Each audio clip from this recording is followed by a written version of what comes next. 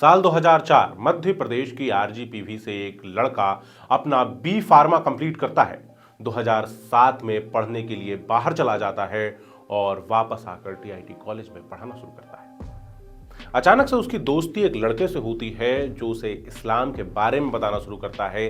साल 2010 सौरभ राजवैद अपना धर्म बदल लेता है और नया नाम रखता है सलीम। सलीम हैदराबाद जाता है, लोगों से दोस्ती बढ़ाता है।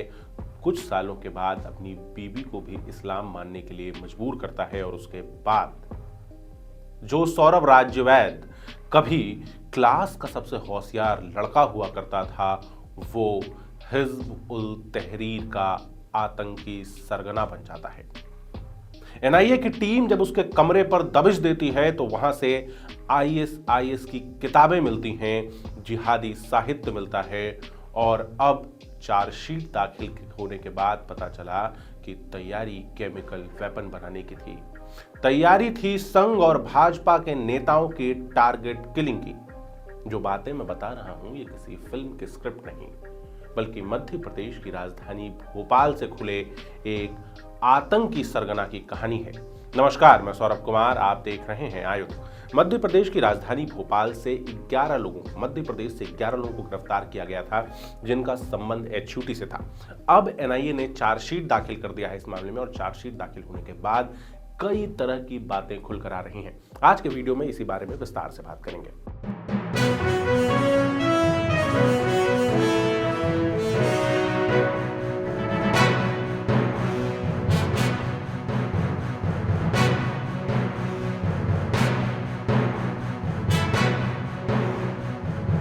मई 2023 अचानक से मध्य प्रदेश की मीडिया में एक खबर आनी शुरू हुई। खबर थी कि राजधानी भोपाल से 10 लोगों को गिरफ्तार किया गया है। ये 10 लोग एचयूटी नाम के एक आतंकवादी संगठन से जुड़े हुए हैं। इसके बाद एक व्यक्ति की गिरफ्तारी छिंदवाड़ा से होती है और 6 लोग हैदराबाद से गिरफ्तार किए जाते हैं। ये सभी लोग मिलकर भारत में गजवाए हिंद करना चाह रहे थे, यानी भारत में इस्लामिक सत्ता दोबारा स्थापित करना चाह रहे थे। इनमें से एक नाम हाईलाइट होकर ऊपर आता है, एक नाम सबसे तेजी से चमकता है। वो नाम था मोहम्मद सलीम का। जब मोहम्मद सलीम की कहानी सामने आती है तो पता चलता है कि उसका असली नाम सौरभ राजवैद था और वो भोपाल से, उसका परिवार भोपाल से थोड़ी ही दूर रहता था। आयुध मीडिया सौरभ राजवैद के घर पहुंचा था और उसके पिताजी से भी बात की थी। वो वीडियो भी हम आपके सामने लेकर के आए थे। अब चार्जशीट में यह पता चल रहा है कि सौरभ राजवैद और उसके साथ के बाकी आतंकी मध्य प्रदेश की राजधानी भोपाल में रहकर केमिकल वेपन बनाने की तैयारी कर रहे थे। उन्होंने संघ और भाजपा से जुड़े हुए नेताओं की हत्या करने की, टारगेटेड किलिंग करने की पूरी तैयारी कर ली थी। जरूरत थी बस लिस्ट बनाने की। इसके बारे में सौरभ राजवैद अपने साथ काम करने वाले लोगों को इंस्ट्रक्शंस देता है और जो उसके मैसेज हैं वैसा ही एक मैसेज चार्जशीट में दिखाया गया है। चार्जशीट के इस मैसेज के अनुसार सौरभ राजवैद अपने दोस्तों से कहता है, अपने साथ काम करने वाले आतंकियों से कहता है कि ऐसे लोगों की लिस्ट तैयार करो जो भाजपा आरएसएस से जुड़े हों, मुसलमानों के खिलाफ बयान देते हों, गौरक्षक हों, भ्रष्ट हों। इन सब लोगों की टारगेटेड किलिंग करना है। मध्य प्रदेश से शुरुआत करेंगे।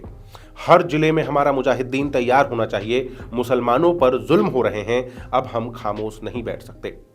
आईएसआईएस, तालिबान और अलकायदा की तरह हथियारों और बम से भीड़ भाड़ वाली जगहों पर विस्फोट करके खौफ पैदा करना होगा। इसके बाद मुसलमानों के हमदर्द देश हमारे साथ आ जाएंगे। सौरभ राजवैद एक जैन लड़का आखिर इतना कट्टर कैसे हो गया कि वो हिंदुओं के खिलाफ, अपने ही परिवार के लोगों के धर्म और मान्यताओं के खिलाफ इस तरह का जहर उगलने लगा। साल 2004 में सौरभ राजवैद ने बी फार्मा कंप्लीट किया। उसके बाद 2007 में अपनी पढ़ाई पूरी की और 2008 में भोपाल के ही टीआईटी कॉलेज में उसने पढ़ाना शुरू कर दिया। इस दौरान उसकी दोस्ती कमाल नाम के व्यक्ति से होती है जो उसी कॉलेज में पढ़ाता था।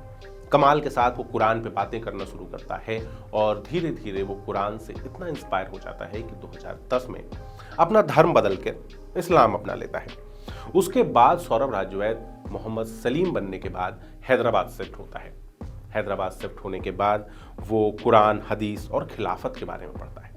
2019 में फेसबुक से कुछ लोगों से दोस्ती करके बांग्लादेश पहुंच जाता है और बांग्लादेश के बाद उसकी अगली योजना सीरिया और जॉर्डन जैसी जगहों पर जाने। बाकी भी जो 10 लोग भोपाल से गिरफ्तार हुए कहते हैं कि अशिक्षा, एजुकेशन ना होना आतंकवाद की जड़ है। जो 10 लोग भोपाल से गिरफ्तार हुए थे वो क्या करते थे ये देखकर आपको हैरानी होगी। मोहम्मद करीम 44 साल का फुटवेयर इंजीनियर था, मैकेनिकल इंजीनियर था, जो छिंदवाड़ा से गिरफ्तार हुआ। 40 साल का मोहम्मद वसीम एनजीओ का काम करता था। दानिश अली 29 साल का डिजाइनर था। Abdul Rahman sales engineer. मोहम्मद सलीम मजदूर था। शेख जुनैद 32 साल का डेंटिस्ट था। मोहम्मद अब्बास अली 36 साल का ऑटो ड्राइवर था। मोहम्मद शाहरुख 30 साल का दर्जी था। सलमान अंसारी 30 साल का रैपिडो ड्राइवर था और मोहम्मद सलीम 41 साल का टीचर था, लोगों को पढ़ाता था। एक बार अपने आसपास भी देखिए, क्योंकि एक दिन पहले तक 8 मई तक किसी को यह जानकारी नहीं थी कि जो रैपिडो ड्राइवर उसकी गाड़ी चला रहा है वो HUT का आतंकी है।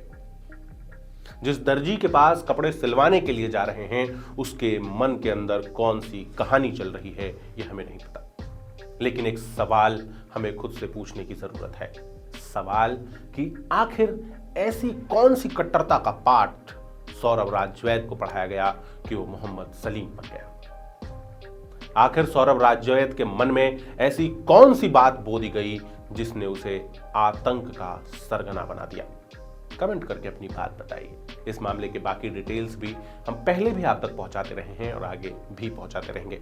आपका बहुत बहुत धन्यवाद। आयुध को सब्सक्राइब जरूर कर लीजिए। इसके साथ ही आप फेसबुक, ट्विटर और इंस्टाग्राम पर हमसे जुड़ सकते हैं। आपका बहुत बहुत धन्यवाद।